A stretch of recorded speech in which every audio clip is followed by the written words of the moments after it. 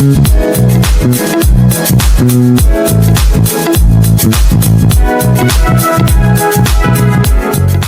people. Waiting they happen.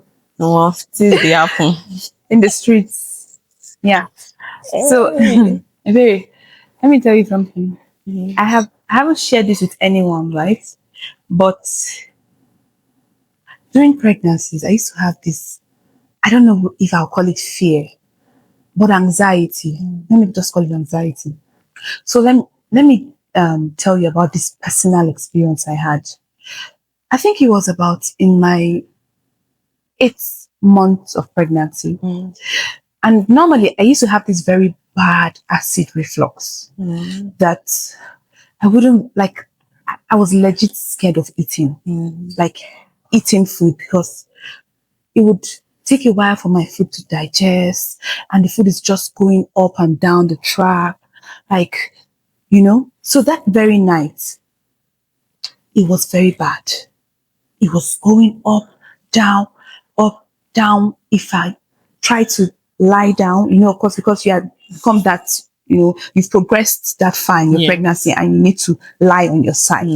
So if I attempt to lie, the food is back up. In fact, up in a very, almost like I want to throw up, like, I don't know, projectile vomiting. So it would just come up, and I was scared that it would get to my head and block my nose and I won't be able to breathe. I was legit scared. And then I had to sit up and sleep. I was like this. I couldn't get myself to lie down. You know, that moment in the pregnancy, I was asking myself, when am I going to have this baby? When am I going to, you know, just give birth to my baby and rest? You know, this really, like, there's a lot in pregnancy. So these are the issues in pregnancy. Yes, I can totally imagine. In fact, we have a lot of things to talk about. Concerning that. Yes. So, pregnancy is one of the most transformative journeys a woman can go through or experience. You know, the beauty that comes with it. Then, on the other hand, you have the challenges that comes with it. From bodily changes to the mood swings, the emotional waves, and every single thing, the expectations, and even after birth. So today we'll be delving into the journey of pregnancy and postpartum. Joining us is our beautiful guest. She's a medical doctor. She's a beautiful wife, an amazing mother, a businesswoman. She's an entrepreneur. In fact, she's an all-round passionate human being.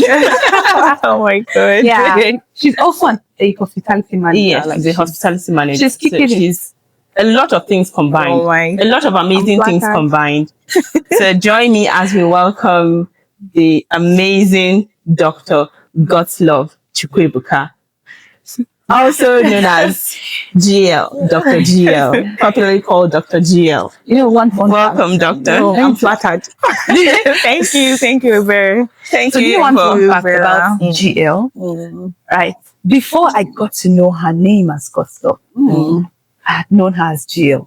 You know, it was one day I put 1 and 2 together. I'm like, okay, Godslove GL. Because I'm like, you know, in fact, on my phone, her name is GEE and L. I'm like, GL. I'm like, because I had to, like, I've known her with that before even getting to know that her name is Godslove. Yeah. So, how's your mood this morning? Let's go down. Hi. Nice. I like that. I like this vibe I'm getting. Thank you, Bella. Thank you very for having me. Yeah. Thank you for honoring our invite. And spending time with us. So let's dive into the food. Let's eat it sharp. Okay. It's hot now. Okay, I'm ready.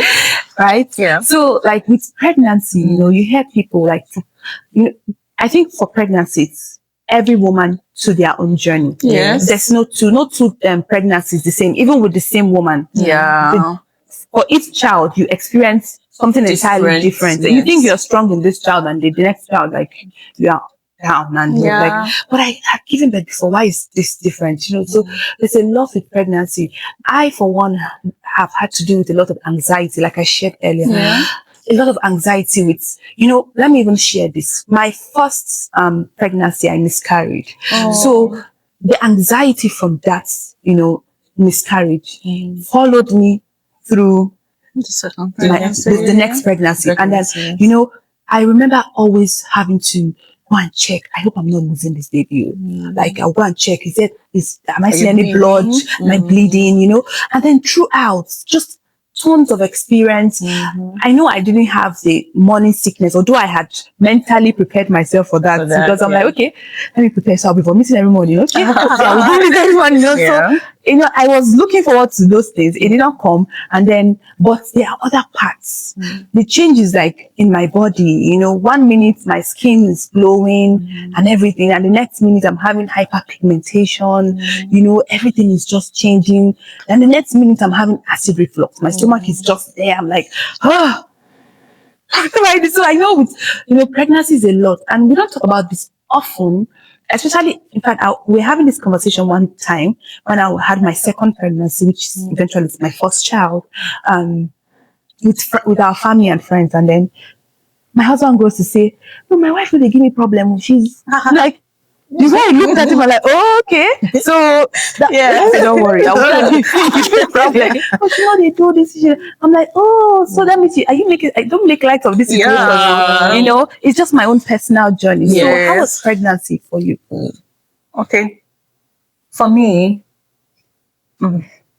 well, I think I had it smooth 90% of the time. Yeah. So I didn't have the morning sickness like you were expecting to have. I didn't have I think I just maybe vomited like first trimester. Yeah. That's when the body's just getting used to being pregnant and the hormone levels and the HCG is getting very high. That's what like makes people throw up a lot.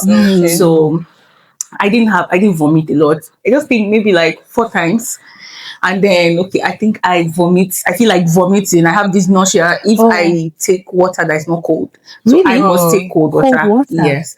So I just eat ice block too. No, I didn't eat ice block, but you see cold water. Where I was working, they knew me with cold water. In fact, when my consultant saw me taking cold water a lot, was like, something wrong. Girl, yes. And then I'm not anything. It was just like 9 weeks, 10 weeks. I was just taking cold water. Everybody was like, something is going on. I was just like, keep saying, but I didn't want to tell anybody at that point.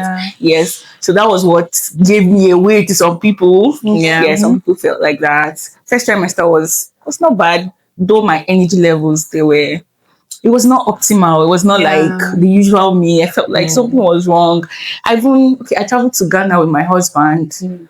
Around that first trimester, well, I can't say I had fun because I wasn't up to any activity. And this happened in your first trimester? Yes, my first trimester. I wasn't up to it. I was just, he said, let's go to Ghana now. Okay, you're going here, let's go. I was not motivated. I was not bubbling. I didn't have that high energy levels. Yes, but second trimester, it was very good. Even though, like, that's when your bump starts showing. But I think second trimester was my best. Then third trimester, my God.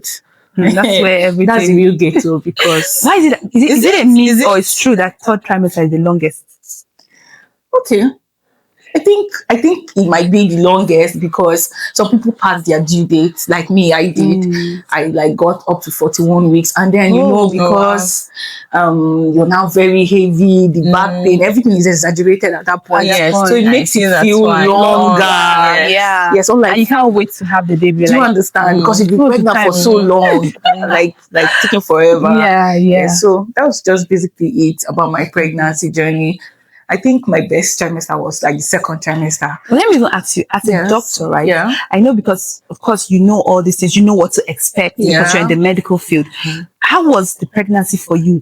Was it different from what you already know you would expect? Or you were like, okay, this one, were we told these things in our medical field? Or like, did you brace yourself for impact already going into pregnancy with that knowledge of what you already know as a medical doctor? Absolutely, yes. I expected the worst. I think that's what prepared my mind. Even through labor, like I expected hell. So is it because of maybe should I say people? Yes, because that of have people come I've to you. seen, You've yes. seen, yes. So I expected the worst. So when they were coming, I was like, okay, I was expecting this. So I just took everything in good faith. So I think that's what helped me pull through.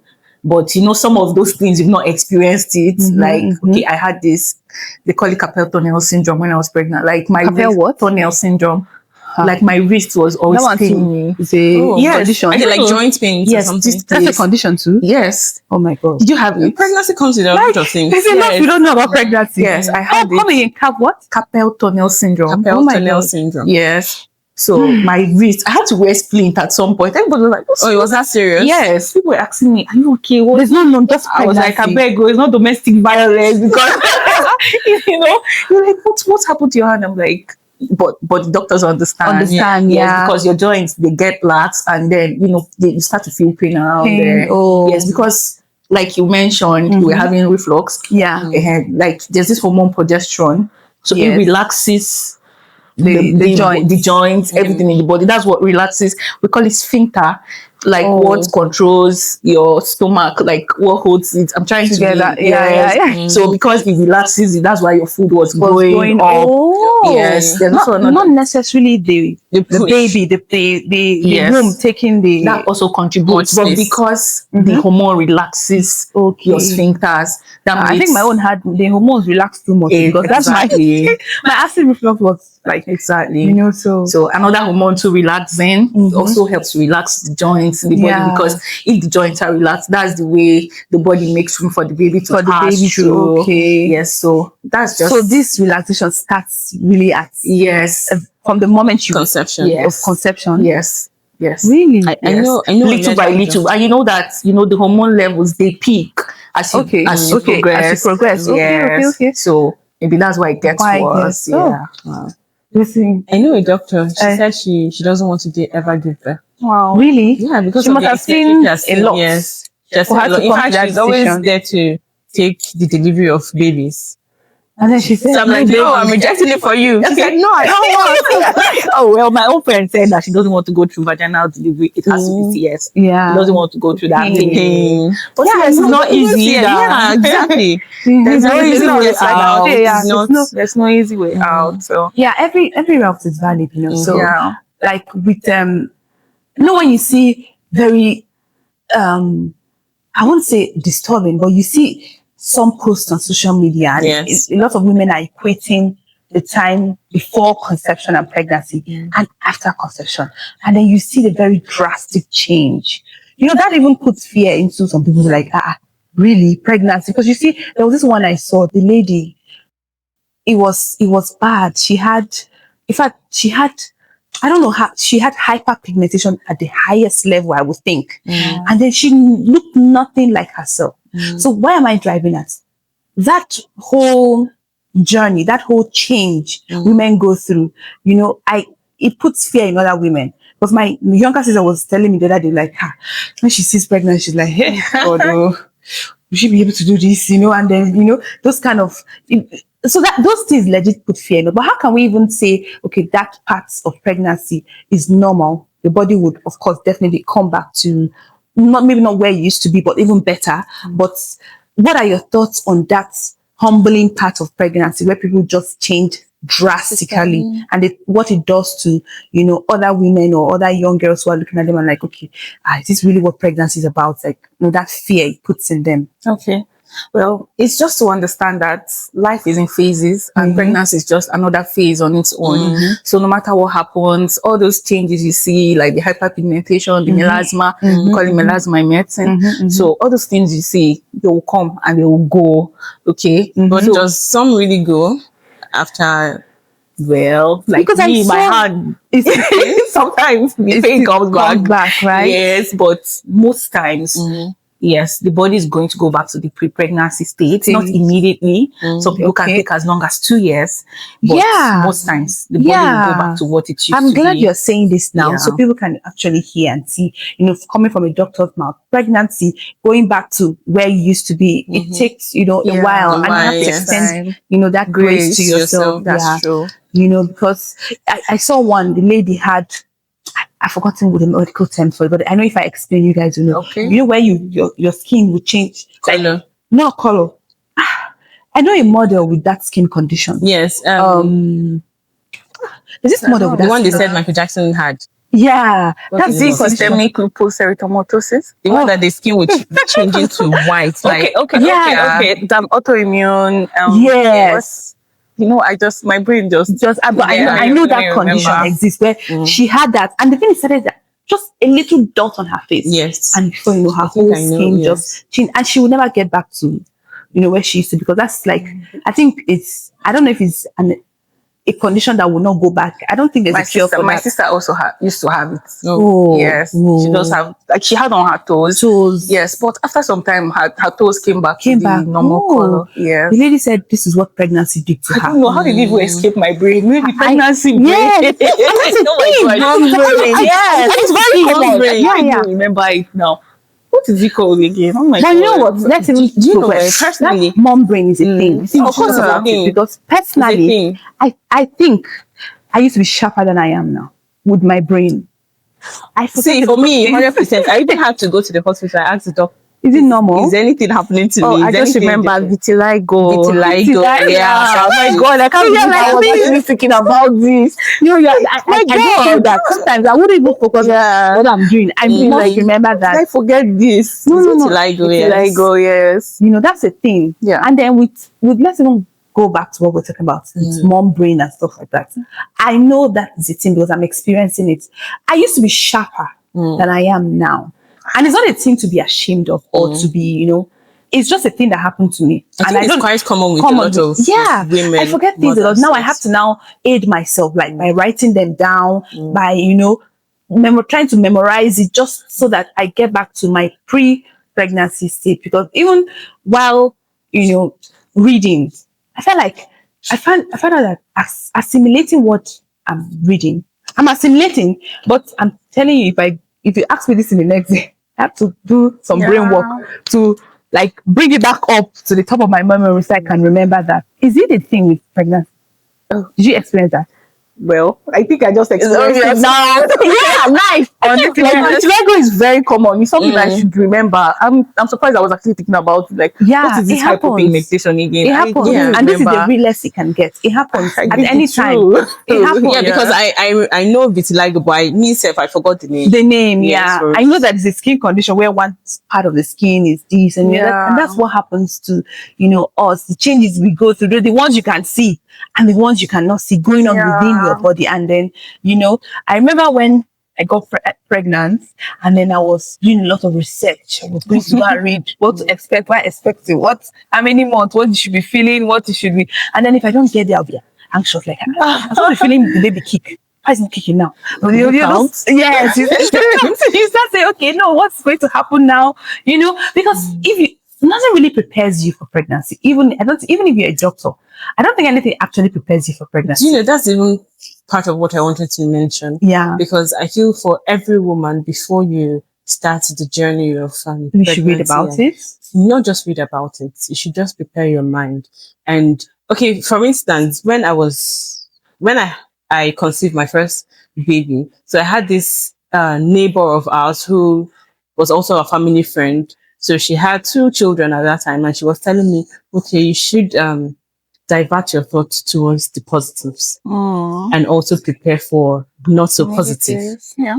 So I felt, okay, this makes sense. So I'm going with this because, of course, that's what makes sense to me. Yeah. Or that's what is going to give me that peace of mind I need to. Or just brace yourself for the impact. Yes. Because there would be changes. Yeah, she said, however, prepare for not so positive, but I should just put my mind on the positive. Yeah. So, and that was what I just held on to throughout the journey, and it was smooth. But even if it was not smooth, it's still fine. Yeah, it's still fine. Yeah.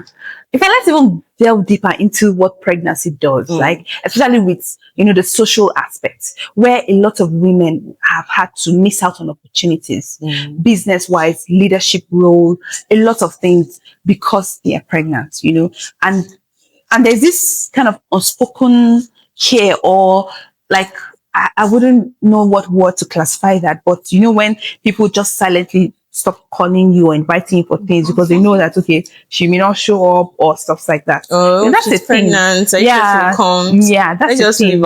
You miss out on opportunities a lot, and most times it can come from a place of care. Yeah. But in other times, like, I wouldn't say slow you down, but people will just assume that maybe you are not capable or you're not fit to do something.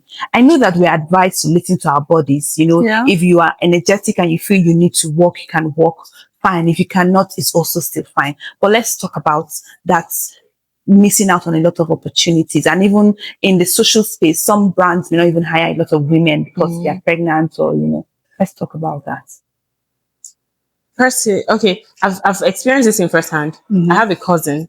She was working in this small organization, and after she got married, the eyebrows were already raising. So when she got pregnant, first trimester, she was doing fine. She was not even having the whole morning sickness, and she was not skipping work. Yeah, they relieved her about her work. Really, from first trimester? Because even see, I'm not even going to voluntarily, like, they relieved her of the work.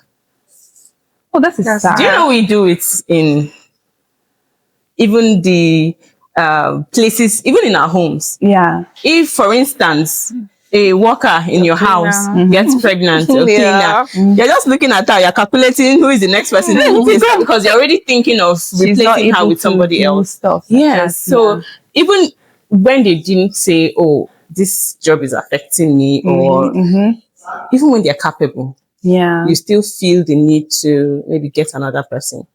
I know someone that told me that, when during her productive years, when she was having, her kids, and then she would get pregnant, and then her boss would say, "Are you pregnant again?" Like, and the way he would say, like, "Are you pregnant again?" Like she's doing something wrong, and it's a lot of things that we need to look into, because some people may want to actually work, and working for a pregnant woman, most times some people, it might not be about the income. It has a lot to do with their mental health. That feeling of being productive, you're expressing yourself, because even if the bump is growing, the purpose never stops. That purpose is still running. That thing you want to do for yourself is still there, even if your bump is growing. A lot of people will not understand it like that. There's this lady, she said she started this, she had this very great idea, she started this thing, and she was looking for funding. So there's this man that came in, a sponsor that came in, and after sharing the whole idea, they bought the idea. They said, okay, no problem, we're going to reschedule this meeting. She was pregnant, she got pregnant, and the man noticed, said, "Oh, is that a cute little bump?" And she was like, she couldn't hide it. She said, like, yes, that's it. And she said she was shy and she was afraid because she already knew what was going to happen. So the man said, okay, let's move this meeting to 2 weeks time. In 2 weeks time, they sent her a message. They said, oh, that we can't fund this because we don't know how you're going to cope with the whole thing. Maybe her mind will change about this thing and she's not going to put her best because she's pregnant. And so she went through depression because of that. Missed out on that opportunity. So she had to keep it going, even because she wants to prove them wrong.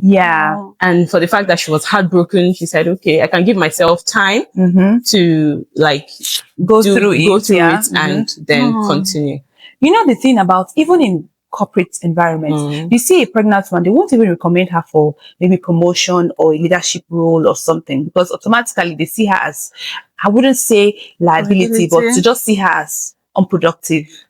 And some people, allow, I think the essence of this conversation, and I'm glad we're having it, that allow women to choose if they should work, can work, and will work. Do you understand? So not you now automatically making that assumption for them is wrong, because some people, like I said earlier, it may not even be about, the income. It may be about they want to be productive. That's what drives their mental, or fuels their purpose, so they want to feel productive. They want to feel that they are contributing to something. And in some ways, it also helps with their self-worth. So if you take that away from them because they are pregnant, they're not sick, it's going to, and that's even some I read somewhere that could even metamorphose into postpartum depression. Yeah, I think that's part of the humbling part of pregnancy. Yeah.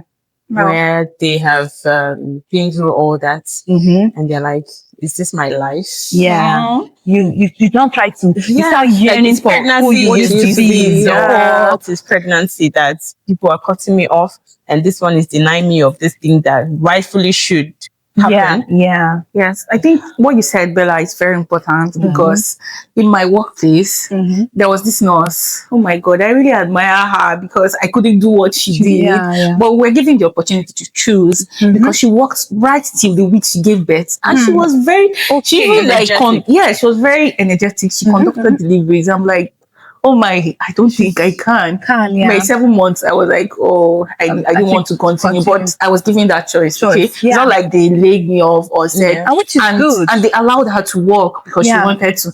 And when she said, okay, this is when I want, like 38 weeks, and she gave birth like 3 days later when she like just took her leave. So, and you see, I'm sure if you had the conversation with the lady, it would have been a case of that the work she was coming to had helped her through the pregnancy, just help her stay agile and active and her mind, So, and then even if it's for the income, you don't know how her family is faring. So I think they should be allowed to do something. Even if it's for the income. Because that assumption is there. It's a silent assumption, but it's there in the society. Like, they just assume that whether they see you as a liability or see you as too weak to perform or just see you as there's just a lot that they now try to limit your activities during that period. And, I think I'm happy we're having these conversations because a lot of pregnant women, would want to work, given that their body allows them to work. Yes. And then if your body is not allowing you to do anything, it's also fine. Because people go through pregnancies differently. So, let's get to the craving part. That's a very funny part. Let me even start my story. So I was pregnant with my second. I was craving abacha that day. And I know there's this woman in one junction like that sells it. That particular day, I set out to go and look for her. I did not see that woman. Like, of all days, like every time I'm passing there, I'm seeing this woman. So why is it not today? I was walking around then. I was asking people around, did this woman come today? One man was like, you cannot go to all these girls of nowadays. You cannot go to your house and make abacha. What is there to make? I was just looking at this one. If I give you slap, I know, right? Now, the next, I think I had to settle with was it pepper soup? So the next day after I saw her, I just took her number. Say, madam, I cannot miss you again. So the craving is mad. Like, I remember one craving I had. I always used to crave cold sugar cane. So anytime I'm telling you, I will buy like sugar cane on the road, and then they will, cut everything when I go home. I'll wash it and then put it inside the fridge in the night. And I'm thinking, when it's now cold, we just see munching on this. Like that used to be like heaven for me. That's cold sugar cane. Like, so I know that with pregnancy there are weird cravings. Like, and is there like a medical explanation for that? Okay, or it's just maybe. That's what causes pregnancy. Well, for people that crave weird things, it's called pica, like PICA. Okay, because it's a sign of iron deficiency anemia. Most times women that are pregnant, they are anemic. So those cravings, like chalk, all those weird things. So it's actually a sign of anemia. So this should be looked into, but maybe all these harmless cravings like abacha, it's still food now. It's okay. I know someone that craves, that air or when rain falls. Yes. I know someone that craves that. Like, she would go, everybody's running inside, it's raining, she would just go there. Like, she likes that. Like, she's sometimes or maybe she's in a dusty place and they are trying to clear the distance. I'm like, just that's what pregnancy, just to a person. Yes. Yeah. All those people that take medicines, there's something wrong, so they should just go to the hospital. Okay. Abacha. But is there like a cure for that? What would be the anemia? Like maybe they would not put you on a supplement or what?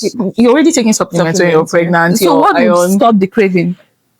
Well, Even if they go to the hospital, what will stop it? well, just maybe if you're taking your iron once a day, maybe we can increase it to twice a day, or maybe you can see if it will things, suppress the cravings. to maybe increase your blood level. Like I said, it's a sign of anemia. Okay. Yes. Those weird cravings are signs that okay, you don't have enough blood. And then your body is craving something else. Yes, it's just a sign. Wow, yes. This is the first time hearing this. Yes. What of women that they don't like to take their medicine? They don't like to take supplement, maybe because of the fact that they can't hold anything down. So I know a lot of people that they can't hold anything down when they're pregnant. Okay. Well, you should just try as much as you can. Me, I don't like taking drugs, but I actually eat swallow a lot. So every time I'm taking swallow, I'm putting the tablet inside. So I make sure I take my drugs. Yeah. And then if at all you can't keep something down, maybe you should try and maybe make up for it in your nutrition. But what you take cannot equate to the drug. Okay. So just try your best. Maybe eat a lot of leafy vegetables. There's this one they say they call it far from hospital. Hospital too far. Yes, hospital too far. That's true. My colleague actually said it works. No, I use it. Yeah, you it use does. it. Okay. It does. I used to make all these like I use it to cook. What I would normally use ugu for, I would use So some people say it helps the blood. So people like that. But that's true. Yes. Like I have a friend, she doesn't take fizzy drinks, but when she got pregnant, she couldn't hold any single thing down. She's always throwing up. And she ended up taking Coca-Cola throughout. That was what she was comfortable with. Wow. And even the doctor said, oh, if that works for you, then that's fine, because he didn't even know what to do anymore. And as long as it's not affecting the baby and it's not affecting the mother, then yes. And sometimes all those people that can't keep something down, they end up having some complications, like baby is too small. So no matter how little, maybe you just try to find something you like and just try to eat nutritious things like eggs. Some people don't like eggs, but yes, eggs, bananas, chicken, those things are, that they are very nutrient dense, and you should just focus on that. Yeah. The one you can keep down.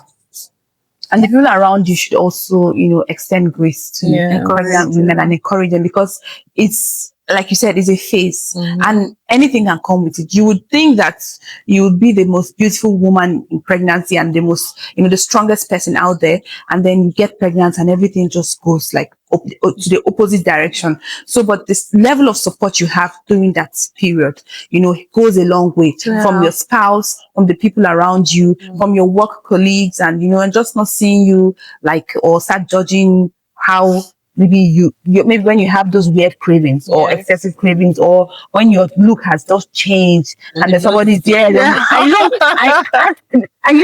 with us, especially in Africa, I don't know, but we have that. It affects our nose. So the nose is also pregnant too, and then somebody is making anyone that the nose is big. That's the first thing you suspect. Yes, and like, is this person pregnant? And then some people not say, because I know I used to when I especially with my daughter. My daughter's pregnancy was like, she took me to another level. I could not recognize myself. In fact, this really happened to me. I didn't like looking at the mirror. If there was a mirror in a bathroom where I was taking my bath, I would consciously avoid looking at it and just pass. That was how I could not recognize myself, because I went from level 0 to 100. So it's a lot going on, with us during that period. So this is just for the people around us. Extend us grace. Extend, people who are pregnant, extend them grace. It's very important, because that will also even help give them the support they need. Like your partners, most especially, because it's even worse. I see something on social media that said a woman will never forget how you treated her in pregnancy. Yeah, because at that point she's the most vulnerable. And then how you support her, how you even. Some people even go as fast, having to tell their wives that, you're so beautiful, you're the most beautiful person on earth. Just even help her, even when she's not feeling like it. There was a movie I was watching, and the woman like, oh my God, I look like a cow. And they were like, don't say that, a cow. Or if you look like a cow, you're the most beautiful cow in the world. Then you laugh, right? So that support is really very important. Yes. Enigma woman. Okay, so let's even talk about, the fourth trimester. I read somewhere that postpartum is usually the fourth trimester, and then the support that you need at that time, because of course you had gone through the pregnancy phase and then you had the baby, and there's a lot going on with you. I think that's why even the Igbo culture has that, Omugwo system in place to help the woman, support her at that point, because there's a lot going on with her body and then with her responsibility to the child. Let's talk about that support that you need in your postpartum, phase. Everywhere, Omugwo is very essential, whether you are Igbo, yeah, you are Yoruba, Hausa, any tribe, Mm-hmm. because it helps you regain yourself. I mean, someone that has passed through that journey Yeah. of becoming a mother, it's not an easy task. Yeah. Yeah. So everyone's hands must be on deck, because taking care of a child, you don't want to even because you're not go feeling your crazy. best at that point. Yes. Yeah, especially the early weeks of postpartum. Yes. You're not feeling your best at that time. But Postpartum is like from that time you gave birth to like 6 weeks. That's like and even more. Yes. But that first 6 weeks is very crucial. Yeah, Yes. for you. And According then to WHO, they say the first 6 weeks, but we all know that it goes beyond that.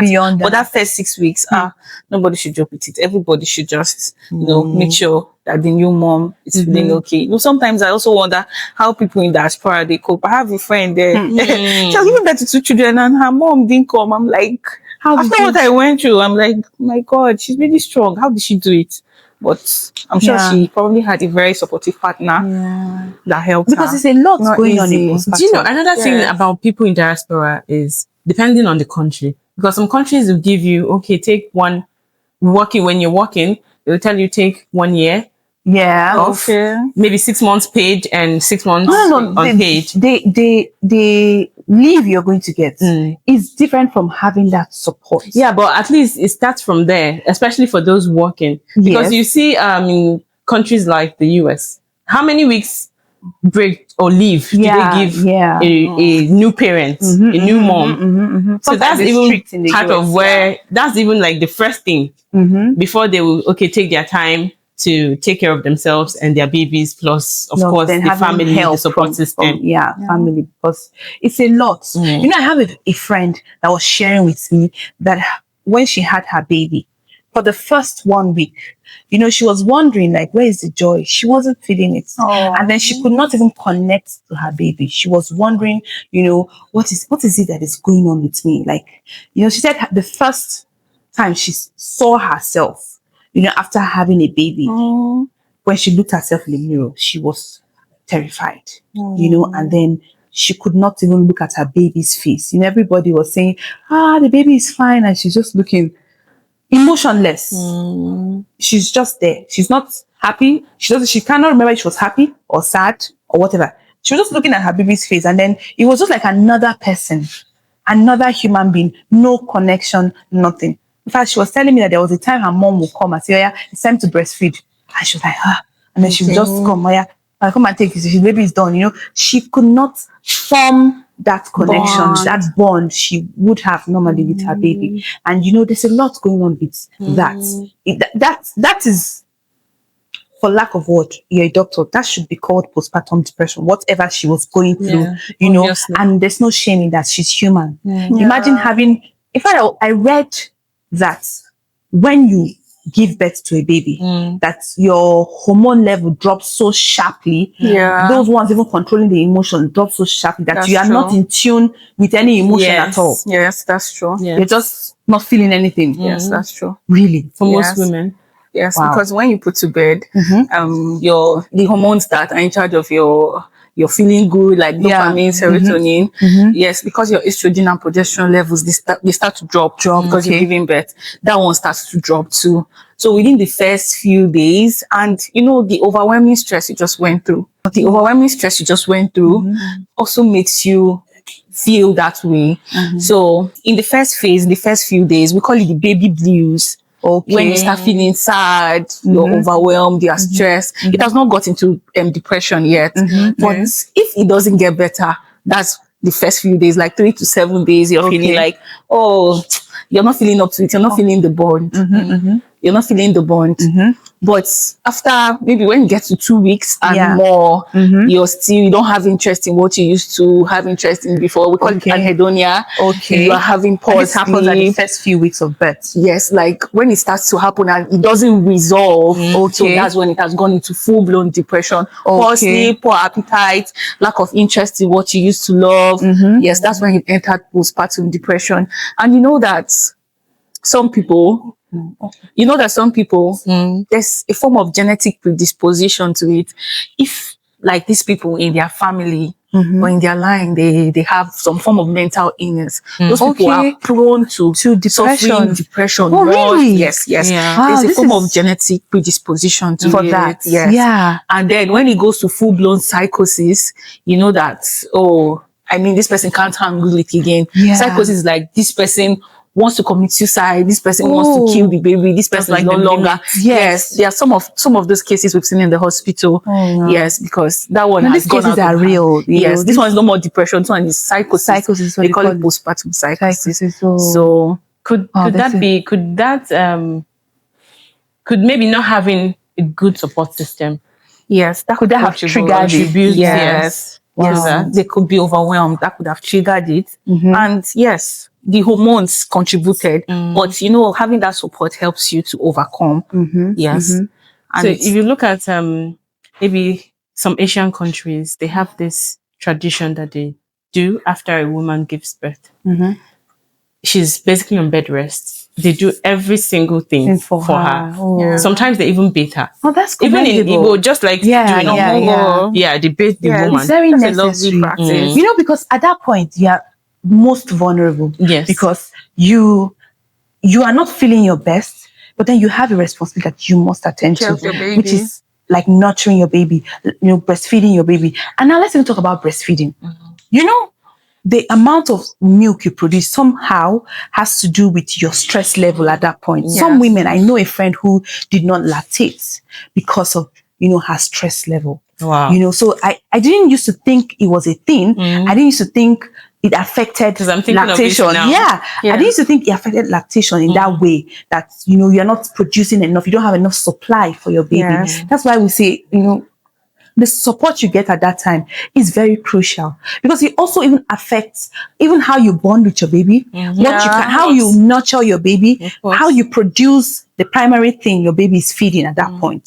So this, postpartum depression is something that, we should keep on having these conversations on, keep on talking about it, because there's no judgment. We are humans. But I read somewhere it says motherhood is a spectrum. I say it actually is. It's a range of emotions. Because you can be happy, sad, not recognize yourself all in one feeling. And then some people come and ask you, how is the baby? And nobody's asking how is the mother too, at some point. But has the postpartum phase changed? Like compared to what it used to be before? Because if you look at our parents, they had 7, 9 children, and I believe it's because they had enough or strong support system. That's why they were able to give birth, and they feel, okay, if I give birth, everyone is here for me. I have a community of people for me. That community is what I wanted to mention. Okay, because that's a factor. you can even leave your child with your neighbor and go to different places. But so now you can't. Yes. Well, now can you just leave your child with your neighbor? You don't. Some of us don't even know our neighbors.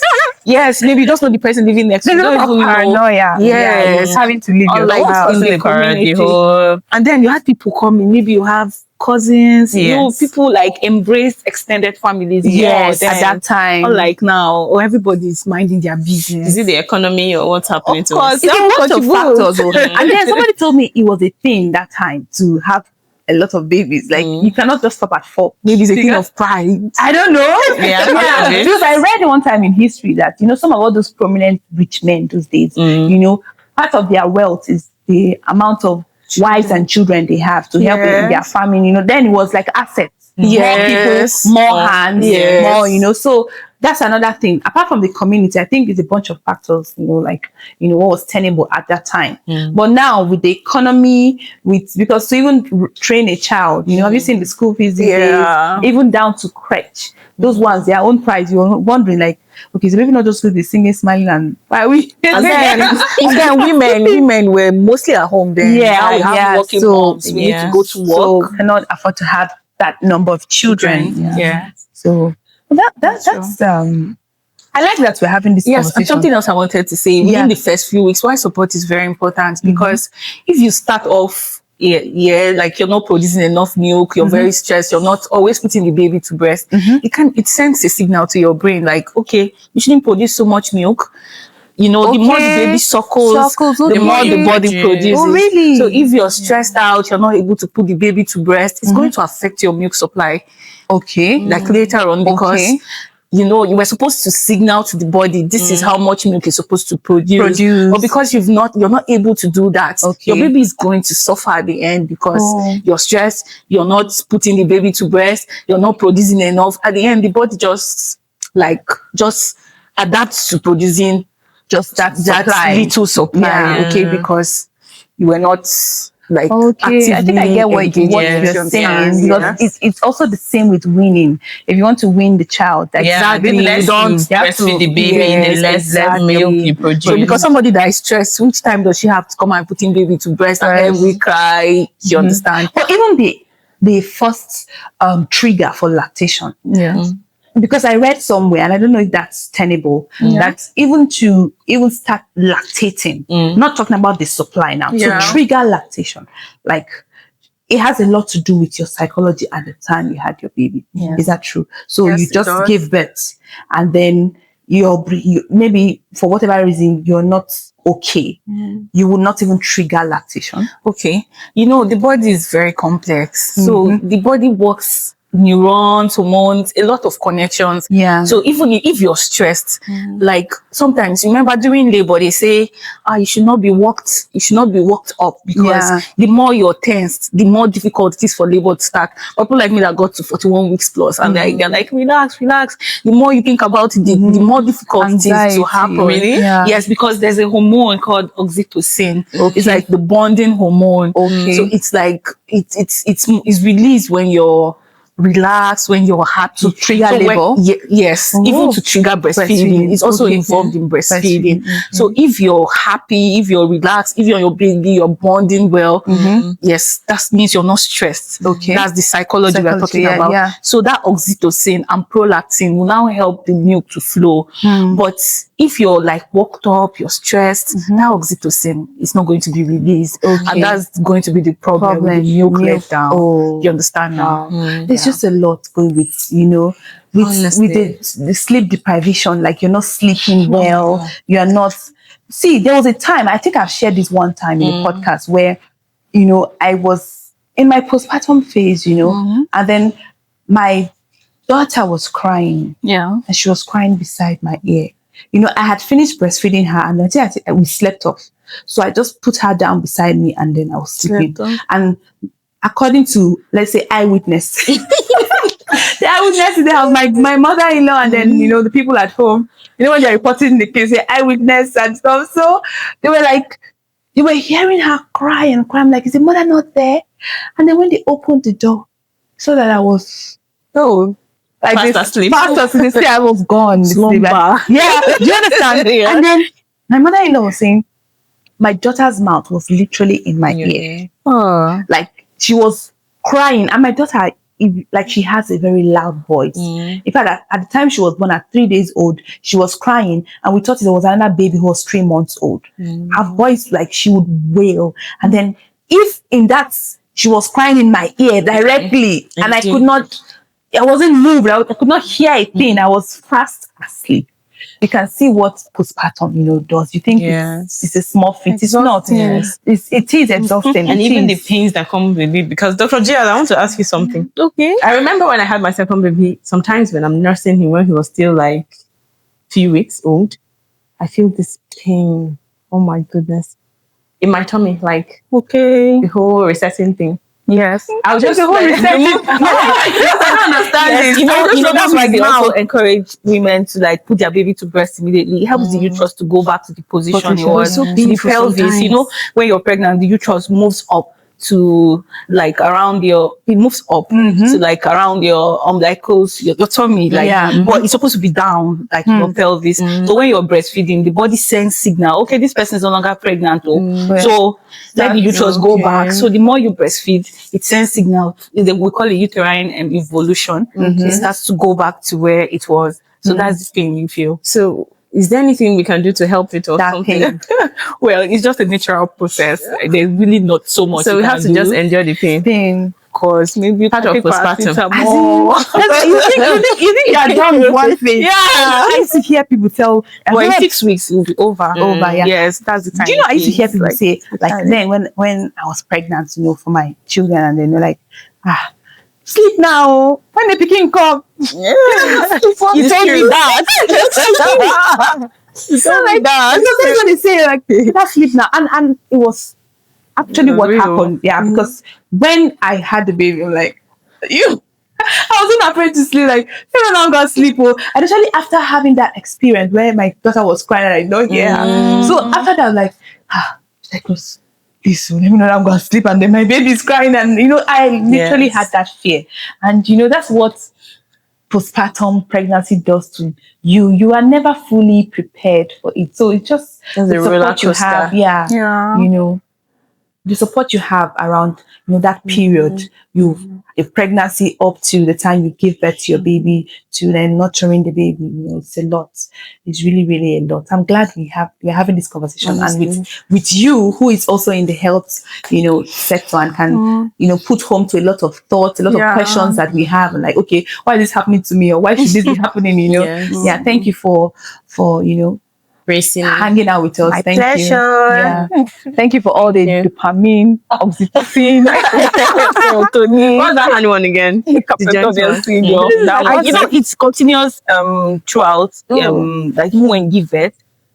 Is it like a The lifetime name, something? like, well, I had some people's own resolve. My own has not Over resolved time, completely. yeah. But Just like now the it has back even, pain. it has, yes, that back pain. I still have it when I bend for long. Yeah, I see lots my of mother, women, my mother, they have- she's still till this time, you know, I know she will always try to massage her bed type, the chair she sits in, and she said this happened in one of the pregnancies, and then till this day she's still having that. Wasn't that you know, Bisola, back the pain. actress, was talking about having the back pain since how many years?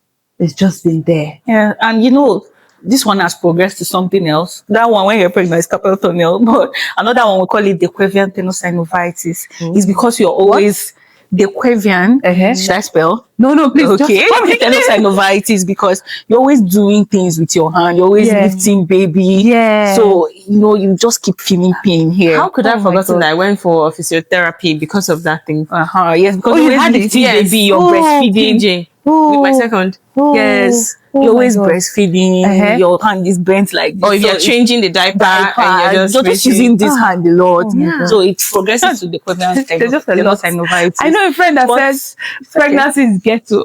Postpartum is ghetto. Like, she just how she said. The whole thing is Yeah, some people complain that their bladder control is not yet bad. Oh my God. They can't hold pee for long. That is a thing, oh. That is really But a we thing. encourage them to do some exercises. You know, we only talk. You know, it's theory that we do. We don't have the experience. Yeah. Yes, when you get there, you have the experience. And you know, okay.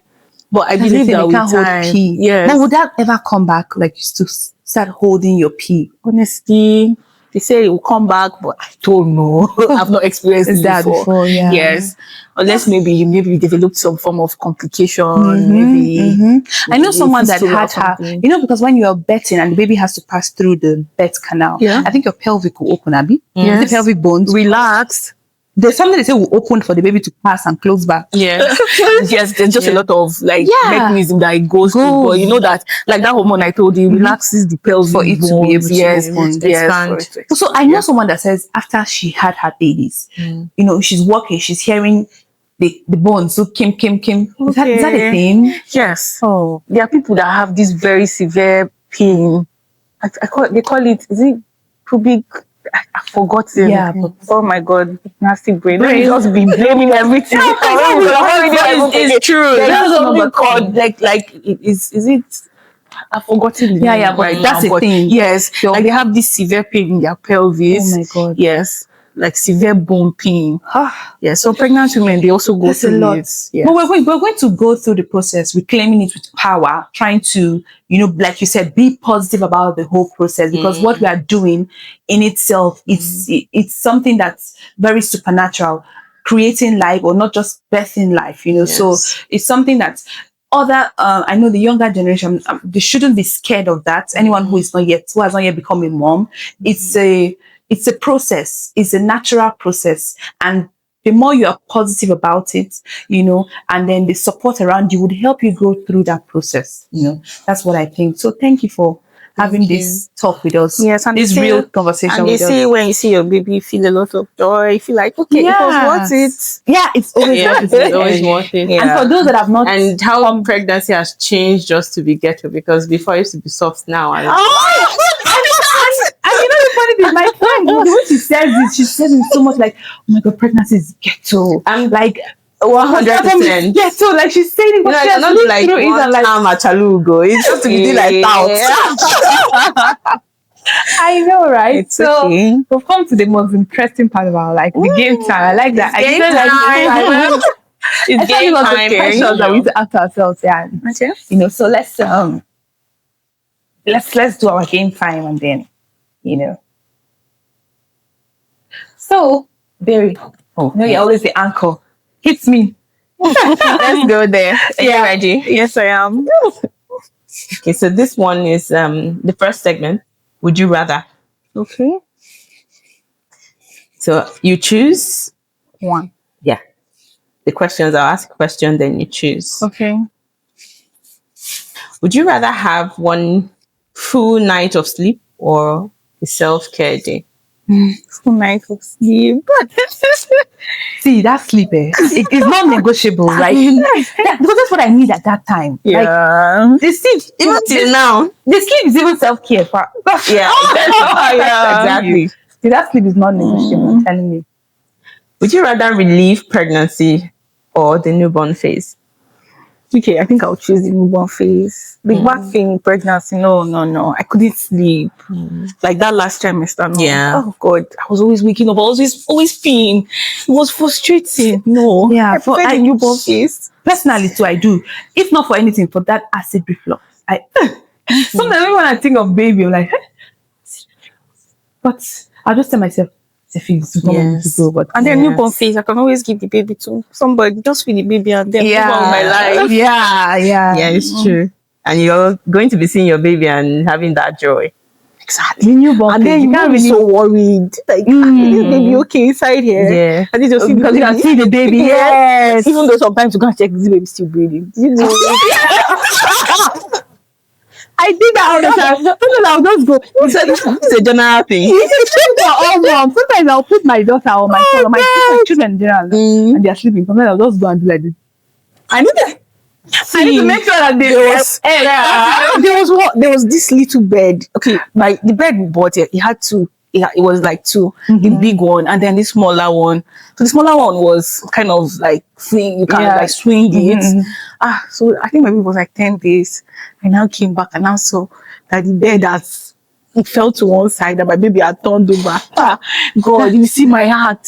My baby turned over, we don't put baby to Yeah. I was like, Jesus, I didn't know how to check. I was terrified. I just got nothing. I now checked, this baby was still breathing. I was like, Jesus, what would I have said?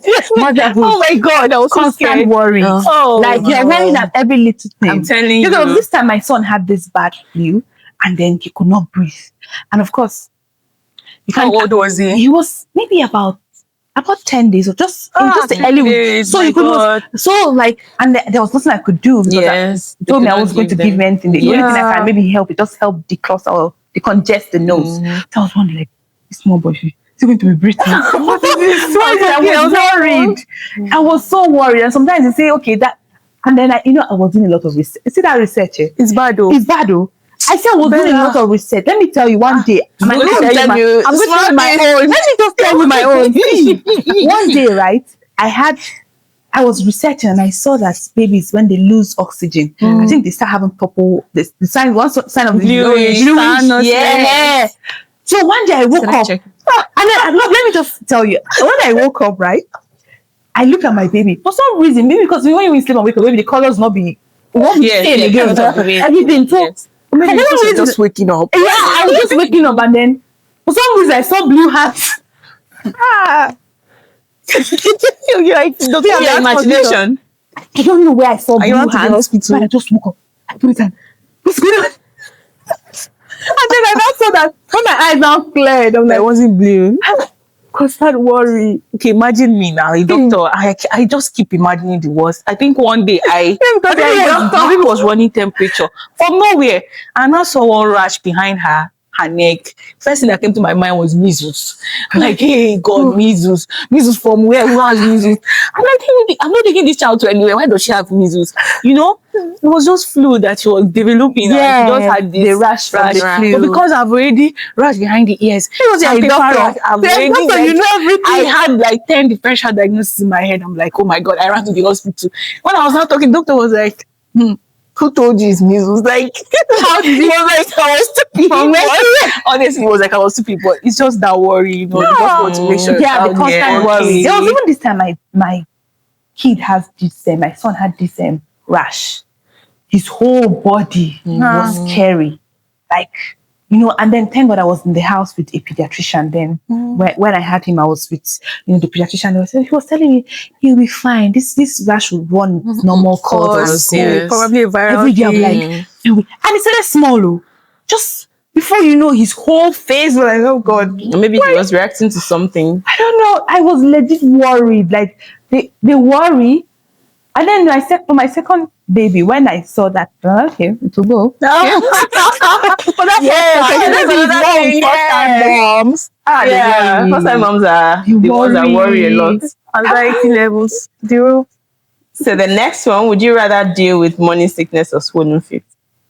Let me answer for you. None. Okay, but if I must choose. Yeah. Swollen feet though. Yeah. Morning sickness. That morning sickness is something else. I know someone that told me that she was even considering terminating the pregnancy because hers was so severe. Yes, she was like, hyperemesis gravidarum. She couldn't keep anything down. Water she would throw up. Yeah, some people they are even admitted because of that. Yeah, like the extreme forms. And then she'll be so just dehydrated.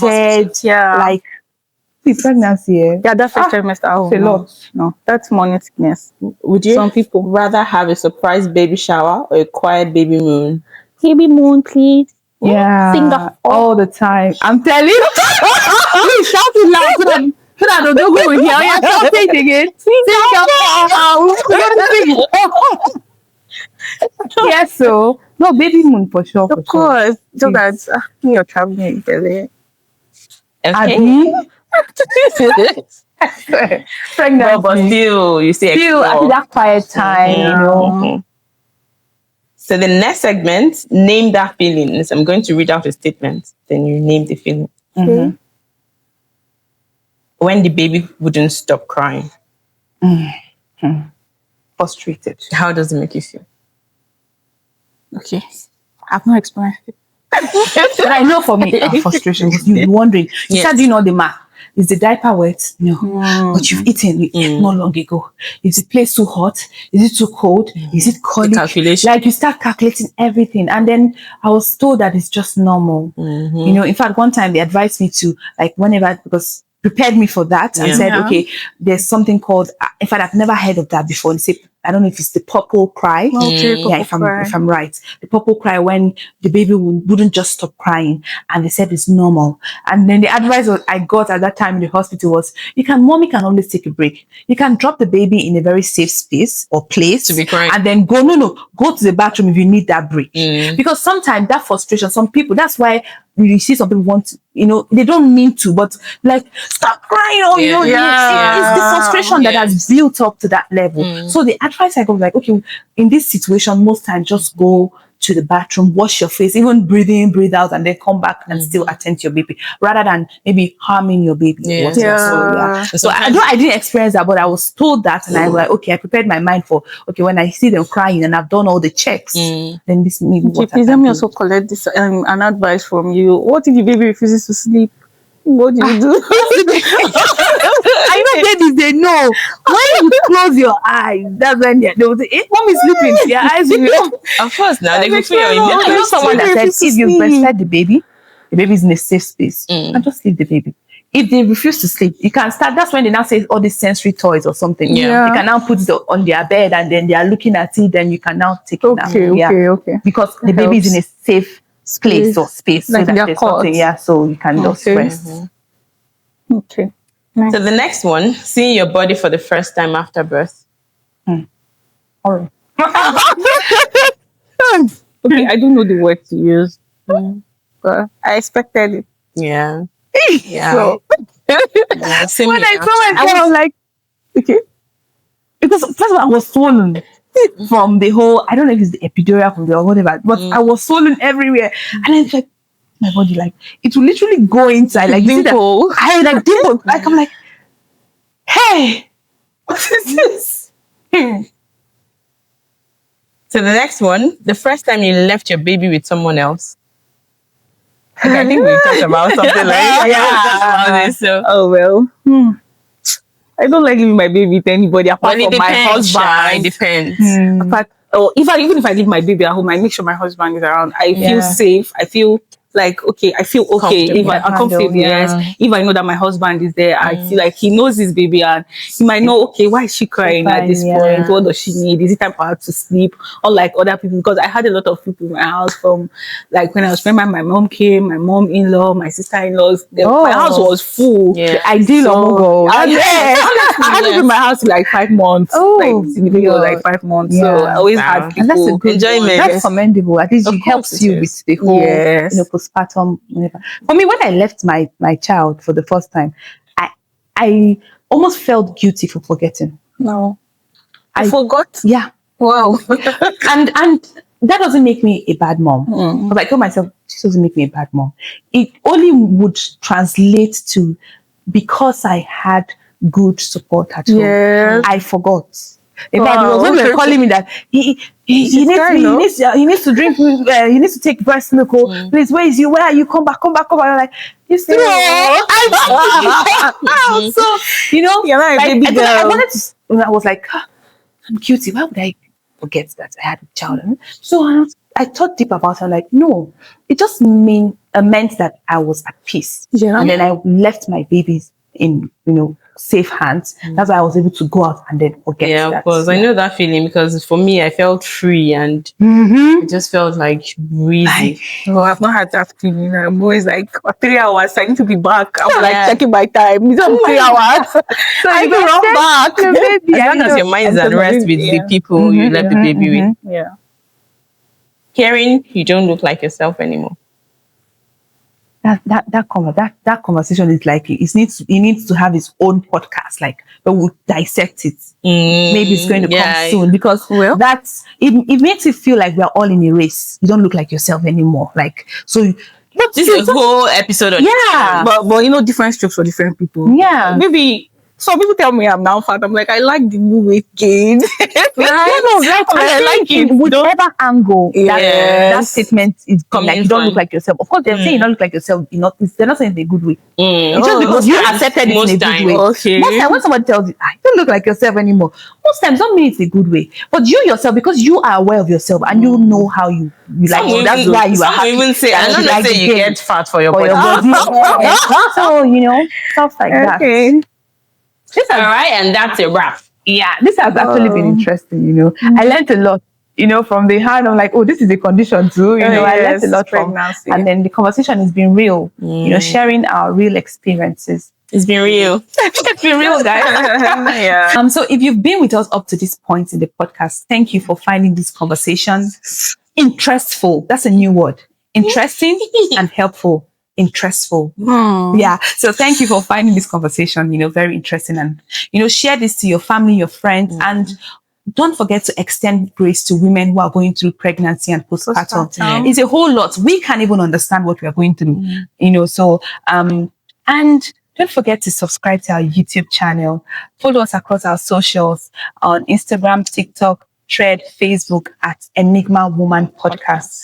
Until we'll come your way again with another thrilling and interesting conversations. Stay with us. Bye.